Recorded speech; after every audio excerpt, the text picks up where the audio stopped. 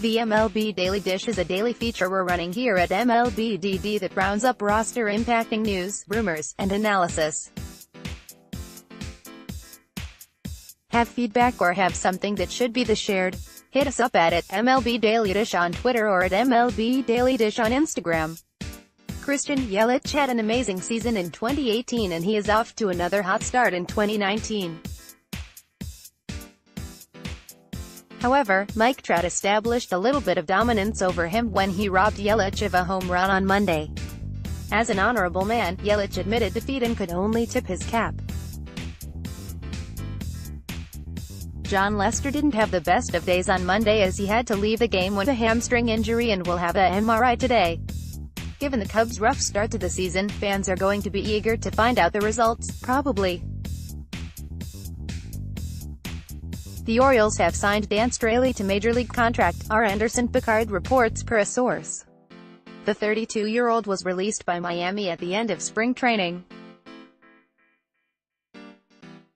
At this point, it looks like the Orioles are going to need all the help they can muster, and a veteran presence in the starting rotation can't hurt.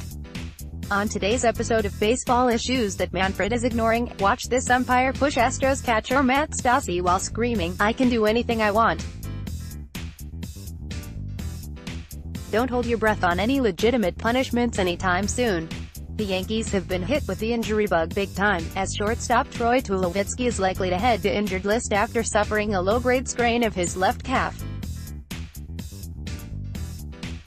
The Yankees currently have 10 players on the IL. The Braves reached a deal with their 21-year-old franchise cornerstone that could keep him at Atlanta for the next decade, announcing a new 8-year, $100 million contract for Ronald Acuna Jr. on Tuesday that contains 2 club options.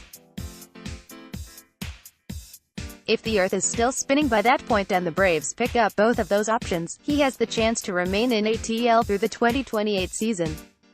So now that Acuna is a Brave for the long haul, how will Atlanta build around him? The Rockies locked up a key member of their rotation for the long term, signing German Marquez to a new 5-year deal that will pay him $43 million from this season through 2023. The contract includes a club option for 2024 that becomes a mutual option if he finishes among the top 3 in Cy Young voting multiple times. Randall Grichuk became arguably the most unlikely player yet to receive a lucrative long-term extension this spring, agreeing to a new 5-year, $52 million deal with the Blue Jays. In hopes of fixing their absolute mess of an outfield situation, the Giants acquired Kevin Pillar from Toronto in exchange for a 3-player package that included recently DFA'd infielder Alan Hansen and reliever Derek Law plus pitching prospect Juan DePaula. Yasiel Puig tried to fight the entire Pirates team during a bench-clearing brawl and it looks like something straight out of the Louvre. The Yankees are currently the walking wounded, as they found out Monday that not only will Giancarlo Stanton be out with a biceps injury, but that Miguel Andujar is going to miss some time due to a shoulder injury and could have to undergo season-ending surgery. The Reds also got some bad news on Monday when Hunter Greene, one of their top prospects, found out he is going to need Tommy John surgery after experiencing a setback during his rehab. Why can't we have nice things? Oh, did you think just because baseball was back that these mega contracts were done for now? Think again. The Red Sox and Xander Bogaerts have agreed to a 7-year, $132 million contract. Can you say Yoza, but also kiss free agency goodbye at the same time? The season couldn't begin without some form of heartbreak. The Brewers' Corey Knebel will undergo Tommy John surgery, missing the entire season and then some. In the distance, you can hear the sound of Craig Kimbrell running to Milwaukee. Just before the Blue Jays and Athletics began their seasons, Toronto dealt first baseman Kendry Morales to Oakland. Morales will fill in at first for Matt Olson, who is recovering from surgery on his broken right hand. Despite the fact that recent rumors suggested the Mets and Jacob deGrom were at somewhat of an impasse in contract negotiations, New York ended up reaching an agreement on an extension with the 2018 NL Cy Young winner.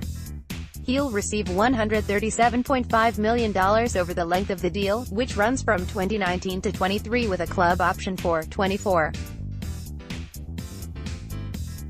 That's good news for Mets GM Brodie Van Wagenen, deGrom's former agent, who said last summer that the team should either extend his then-client or trade him.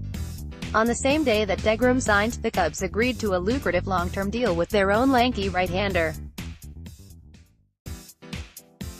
Kyle Hendricks' new deal is a bit complicated in its structure. It guarantees him $55.5 million from 2020 to 23, includes a vesting option for 2024 based on 2020 NL Cy Young voting, and maxes out at $79.8 million with that option and the available incentives.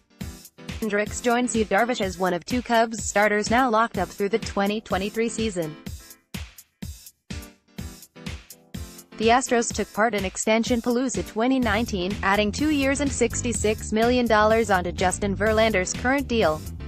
Rip free agency? Blake Snell had himself quite the 2018 season on his way to his first Cy Young award with the Rays. As a result, he wasn't particularly happy when Tampa didn't give him much of a raise, at least at first, for the 2019 season. He is likely to be a bit happier now that he signed a 5-year, $50 million extension with the team. Not to be outdone, the Cardinals have wasted no time in making sure the newly acquired Paul Goldschmidt doesn't go anywhere for a while, as he also signed a 5-year extension. Goldschmidt's situation isn't quite the same as many of these young stars signing extensions given that he is 31 and was on the last year of his deal, but the sheer number of extensions we have seen lately is fascinating. Highly touted outfield prospect Eloy Jimenez and the White Sox have agreed to a 6-year, $43 million contract extension that contains 2 club options. Adam Ottavino is still nearly unhittable, perhaps due to the fact that he's so obsessed with baseball he rented out an empty storefront in Harlem to perfect his mechanics and/or he's a wizard.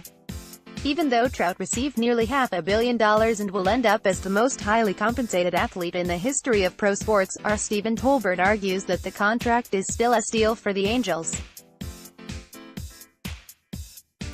The pay of minor leaguers has been a hot topic of late, with the reporting by Emily Walden of The Athletic, plus the Blue Jays proactively increasing what they pay their minor leaguers. Now, it looks like MLB is looking at finding ways to increase mill pay in recent discussions. Long overdue given how many players have had to live on basically nothing, but a welcome development nonetheless. Not only is MLB implementing some rule changes over the next couple of years, but they are also workshopping other changes in the Independent Atlantic League to see how things work or don't work. Our own Stephen Tolbert took a look at these potential changes to see what impacts they could have on games. While it seems like a clear-cut, no-brainer deal for almost any team in need of a pitcher, Stephen Tolbert breaks down the tricky part about signing Dallas Keuchel. Let's take a moment to be shocked and surprised. MLB's revised roster rules could end up punishing the players. That's thanks to a new limit on pitchers, while it's yet to be confirmed. Multiple reports have stated that come 2020, teams will only be allowed to carry 13 pitchers on their big league roster, and a significant reduction on September call-ups.